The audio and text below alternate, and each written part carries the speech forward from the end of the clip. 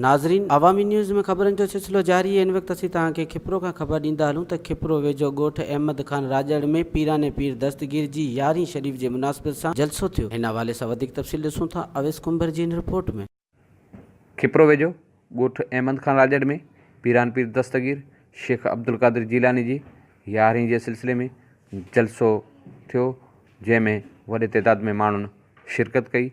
उन मौक़े ते सैयद ग़ुलाम मोहम्मद शाह, हमज़ अली सिकंदरी, फ़कीर काज़म मरी, मौलवी सावण सिकंदरी, मुमताज़ अली चानियूं, मोहम्मद उर्स चानियूं, जुमन शर, मोहम्मद इकबाल राजड़, अब्दुल सत्तार, हाजी खान, अकबर, अरबाब, ग़ुलाम करीम शर, साफ़ी राजा रशीद समेत वॾे तइदाद में माण्हुनि शिरकत कई।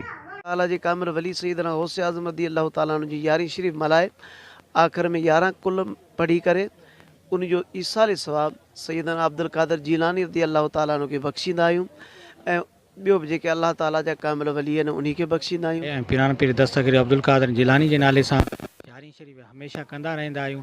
जीअं दरगाहूं आहिनि, जीअं अमन जो पैगाम ॾिजो आहिनि, ईअं ई पीरान पीर दस्तगीर अब्दुल कादिर जीलानी मज़हब ऐं इस्लाम जी हिकिड़ी तबलीग कई ऐं इंसानियत ज़ात जे लाइ हुन तबलीग कई।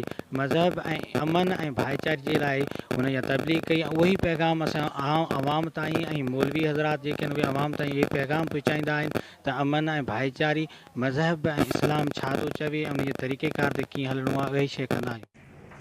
हुन मौक़े ते मुक़ररनि ख़िताब कंदे ऐं अवामी न्यूज़ सां ॻाल्हाईंदे चयो त दरगाहूं अमन भाईचारे जो पैगाम ॾियनि थियूं ऐं जिन ते हली करे माण्हू ॿई जान सुधारे सघे थो।